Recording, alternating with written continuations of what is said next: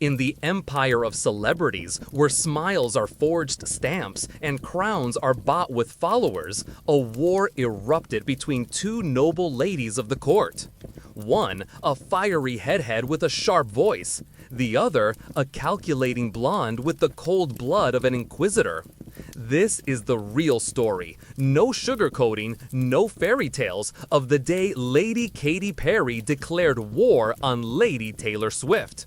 What started with dancers turned into shots of ego, public shade, and a cursed music video featuring a damn hamburger. Buckle your chastity belt, because today the blood is made of glitter. Subscribe to the channel and drop a comment telling us where in the kingdom you're watching from. Before she wielded swords in pop videos and wore whipped cream as armor, Lady Katy Perry was just the daughter of two fire and brimstone preachers, locked inside a house that felt more like a chapel than a home. Her ears knew only hymns, and her dreams were stopped cold by Bible verses. But even the thickest church walls crack when ambition kicks in. Back then, she was Katy Hudson, a name so forgettable it may as well have come stamped on holy water. Her first gospel album? A ghost. Not a soul heard it, not even the angels. Banished from the sacred temples of Christian music, she wandered the desert of record labels. She changed her name, her style, her whole damn identity. Hudson was buried, and from the grave rose Perry, armed with lip gloss, mischief, and a little song called I Kissed the Girl. It was like tossing a torch into a haystack of American purity. Boom! The song lit up the airwaves, and suddenly the rejected church girl was the guest of honor at the kingdom's loudest feasts. But let's be clear, Katy wasn't crowned. She seized the throne. With a style that looked like a medieval fair on acid, and lyrics that danced between desire, rebellion, and bubblegum nonsense, she conquered the battlefield without ever asking permission. Her army? The album Teenage Dream. 5 #1 hits, something only Lord Michael Jackson had done before her. While other pop knights were still tuning their lutes and adjusting their corsets, Katy rode in on a unicorn shooting fireworks from her chest. She became an icon. But with fame comes poison, and with poison come watchful enemies. Lady Taylor Swift was watching, silent, calculating. The golden-haired darling of the realm, beloved by bards and blessed by the nobles, saw the threat rising. She knew all too well that when a new star burns too bright, it casts a shadow over those already on the throne.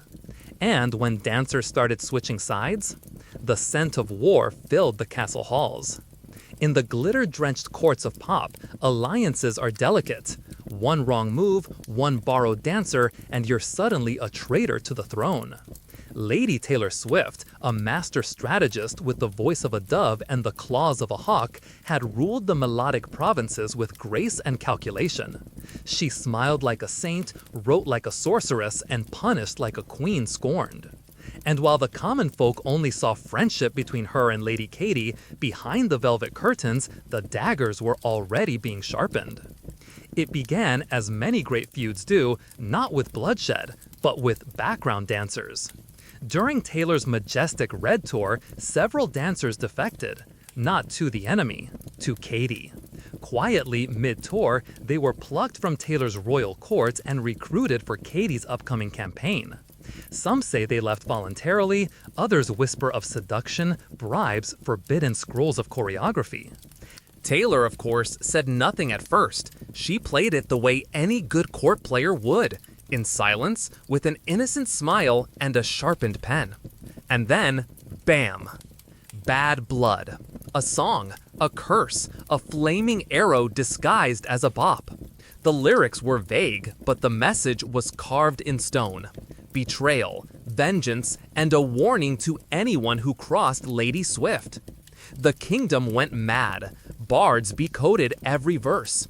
Fans picked sides like it was the pop crusades. Was Katy the villain, the seductress, or just a general in her own war, fighting for her loyal soldiers?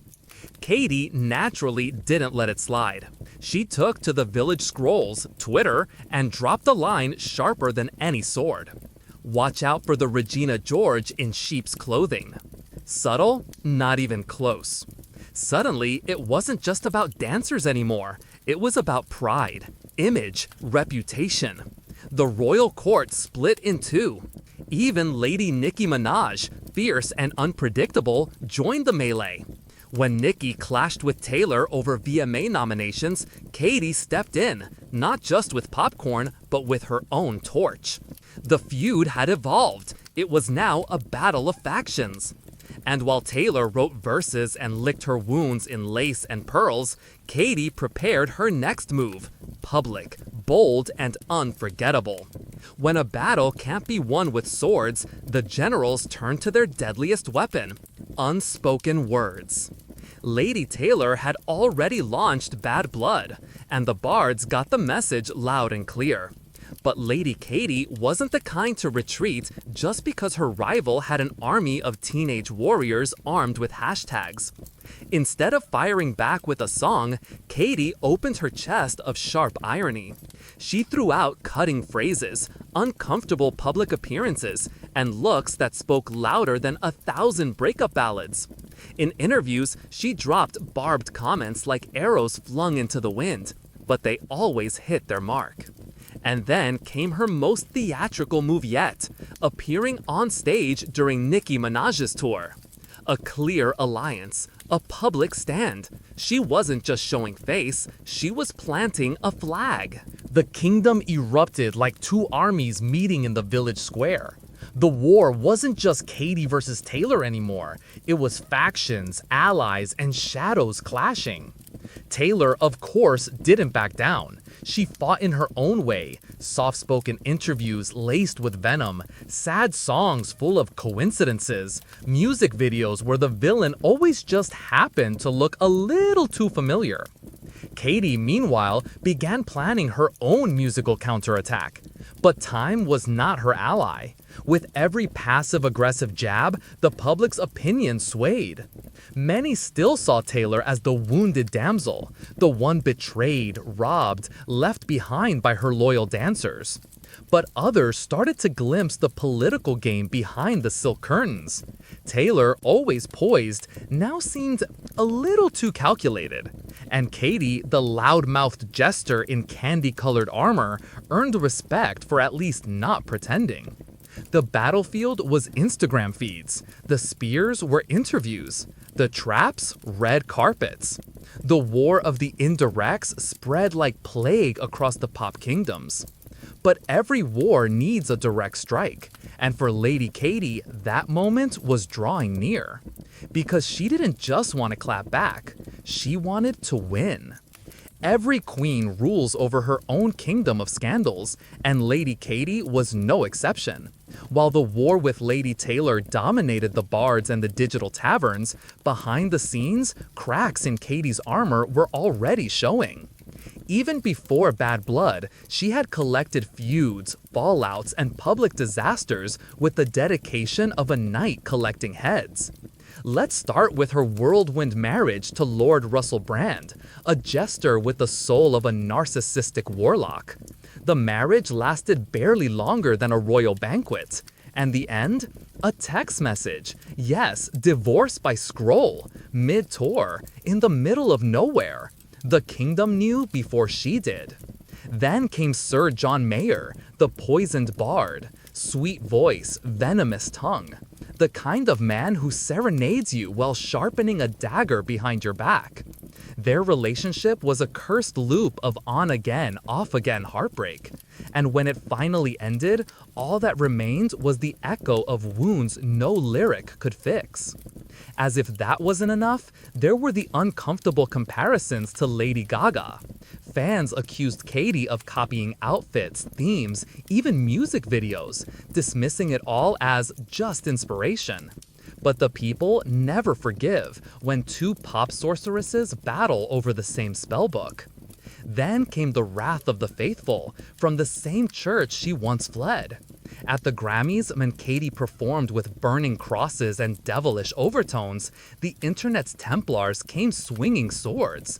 She was branded a witch, a heretic, a vessel of darkness. Slowly, her candy-coated image began to feel manufactured. Some claimed she was nothing but marketing in a meat dress.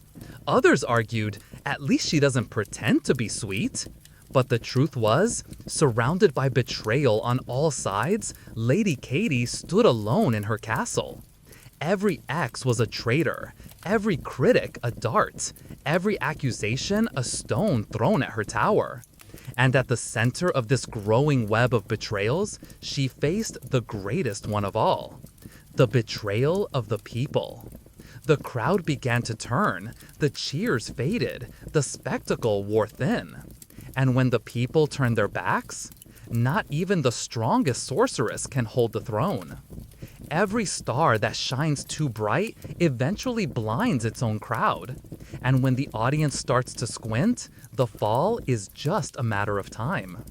The year was 2017, and Lady Katy was preparing her next move, the album Witness. She wanted to show maturity, depth, political awareness. She wanted to prove she was more than glitter and cupcakes. What came instead was a disaster. Critics called it lost, fans called it forced, and the internet's bards, they memed it into oblivion. The new look, the haircut, like a repentant Templar, the symbolism-drenched videos, all of it felt like a desperate attempt to be taken seriously. Worse yet, the timing was awful.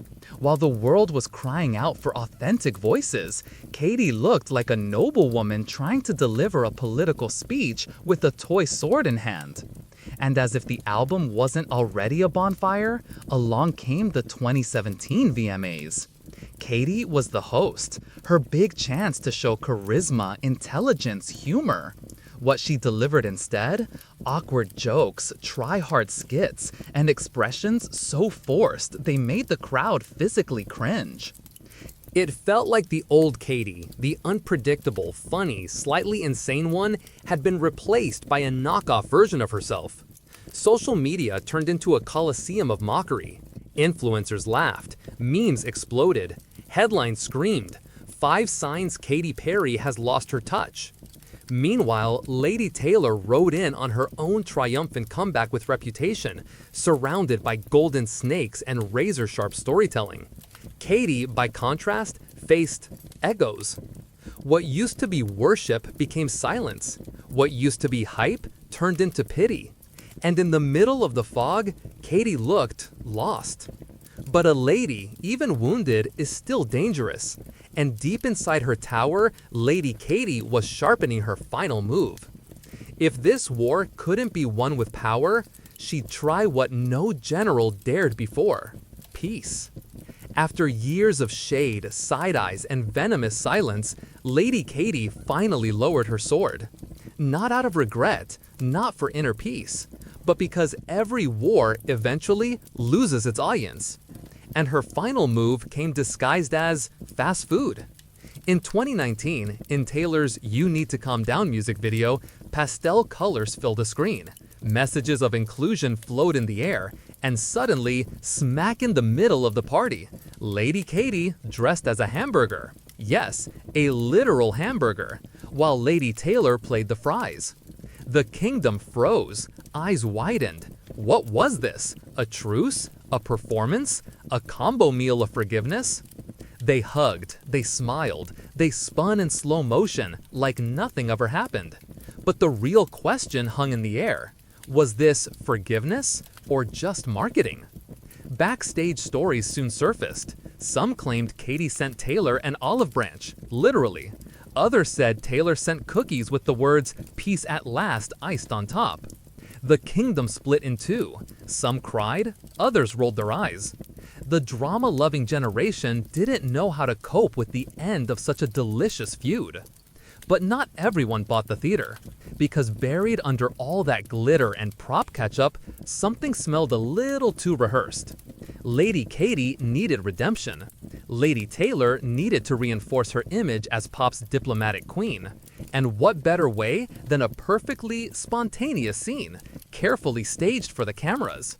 At the end of the video, the two walk off hand in hand. The problem?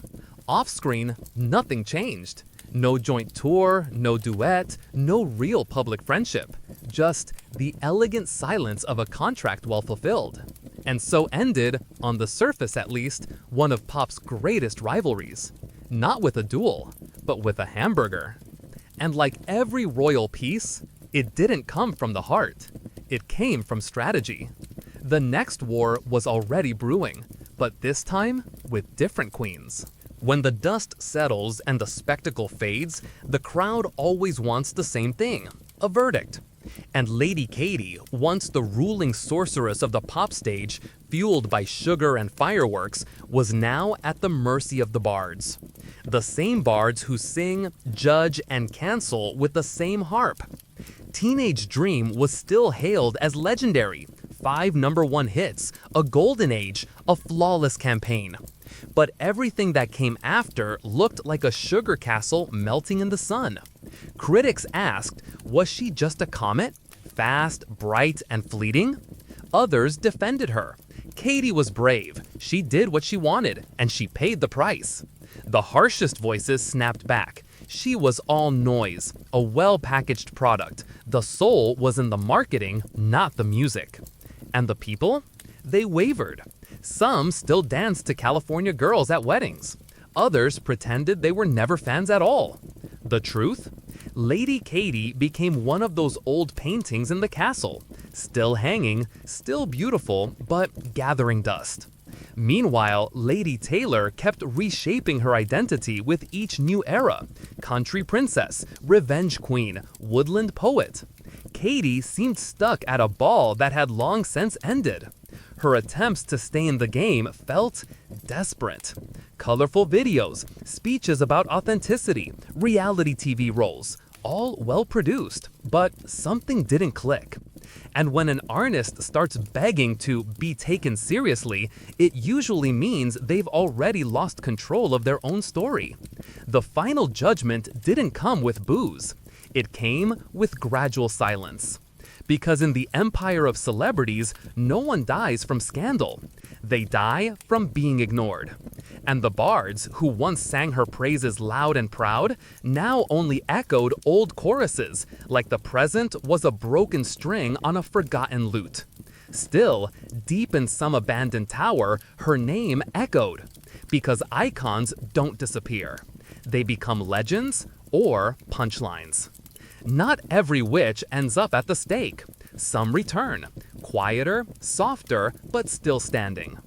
After the bard's judgment and the silence of the great halls, Lady Katy didn't vanish. She simply changed form.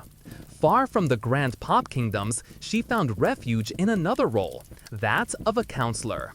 In the realm of faded dreams, also known as American Idol, Katy became a judge. She critiqued young bards, gave advice, pulled exaggerated faces, and tried to keep the spark alive with off-the-cuff jokes. The public, who once saw her as a battle-hardened star, now viewed her as the kingdom's quirky aunt. The one who used to be feared, but now hands out candy and says, "I've been where you are." Meanwhile, motherhood arrived. The birth of her daughter was framed as a new chapter, more real, more human. Some saw it as redemption, others as the final act of a heroine who needed a worthy ending.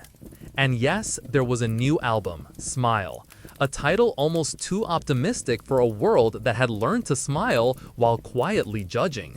The songs were about resilience, inner strength, bouncing back, but the people didn't listen.